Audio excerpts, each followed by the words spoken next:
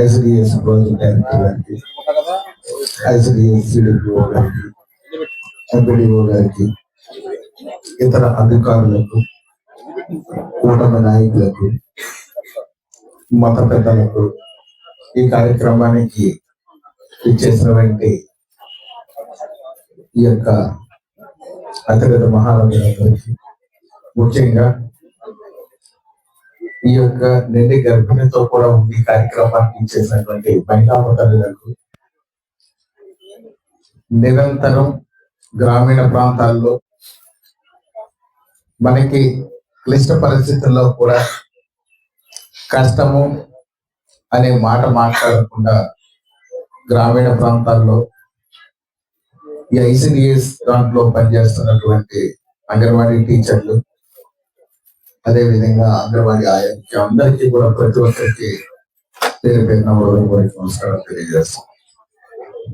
Covid సమయంలో చూసాం, అందరూ తాళాలు వేసుకుని వారి వారి ఇళ్లలో ఉన్నప్పుడు కూడా మీ యొక్క కుటుంబ సభ్యుల్ని, మీ పిల్లల్ని, అందరి యొక్క విషయాలు పక్కన పెట్టి మీకున్న బాధ్యత ఒక్కదాన్ని మాత్రమే చూసుకుంటూ, ఇది నేను చేస్తున్నది ఉద్యోగ బాధ్యత అనే దానికంటే కనకం తెలంగాణ వేదిక మీద రావాల్సిందిగా కోరుకున్నాం.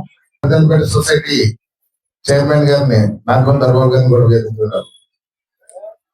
సో ఆ రోజున కుటుంబ సభ్యులందరినీ కూడా వారి జీవితాలు ప్రాణంగా పెట్టి, చిన్న చిన్న పిల్లలు ఉన్నప్పటికీ కూడా వారిని కూడా ఇంటి దగ్గర పెట్టి, కోవిడ్ పేషెంట్ అనేవాడు ఎవరైతే ఇంటి దగ్గర ఉన్నారో వారి దగ్గర నిరంతరం ఫ్రంట్ లైన్ లో ఉండి డ్యూటీ చేసి, ఆ రోజు మీ యొక్క బాధ్యతను నేను చెప్పనగానే సేవా దృక్పథంతో చేసినటువంటి ప్రతి తల్లికి కూడా నా శిరస్సు వచ్చి పదార్థం చేశాను.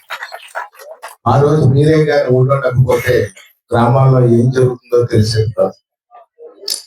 అదే విధంగా మీరే కానీ ఉండకపోతే సరైన వైద్య సదుపాయం, ఒక ఎక్కడైతే పేషెంట్ ఉన్నారో టాబ్లెట్లు అందించేవారు, కమ్యూనికేషన్ అనేది ఈజీగా వాళ్ళకి అందే విధంగా, వైద్యం అనేది తొందరగా అందే విధంగా కూడా చాలా మంది కష్టపడ్డారు.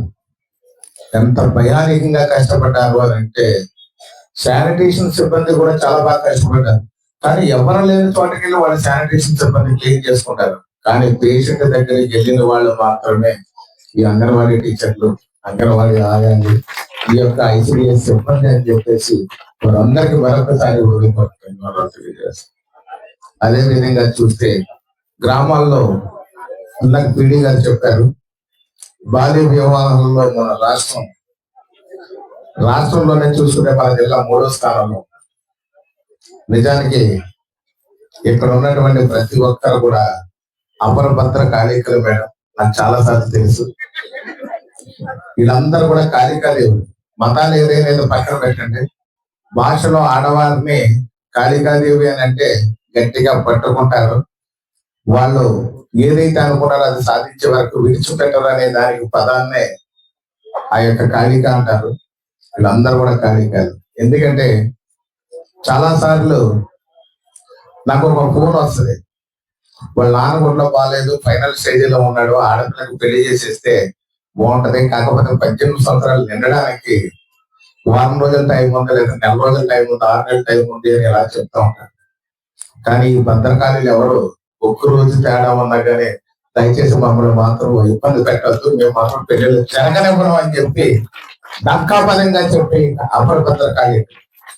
అందువల్ల చైల్డ్ మ్యారేజెస్ అన్ని కూడా ఆల్మోస్ట్ 99% మన ప్రాంతాల్లో క్లోజ్ అయిపోయాయి. ఒక 1% మాత్రం ఏదో చాటున గట్టి ప్రయత్నాలు చేస్తున్నారు. వాళ్ళ రీజన్స్ వాళ్ళకు ఉన్నాయి, భయంతోనో లేకపోతే వాళ్ళకు ఉన్నటువంటి ఇబ్బందుల వల్ల, రకరకాల ఇష్యూస్ వల్ల ఇంకెక్కడైనా చేస్తున్నారేమో. కానీ 99% లాస్ట్ నా 10 years అబ్జర్వేషన్ లో ప్రజెంట్ అయితే మాత్రం జీవం.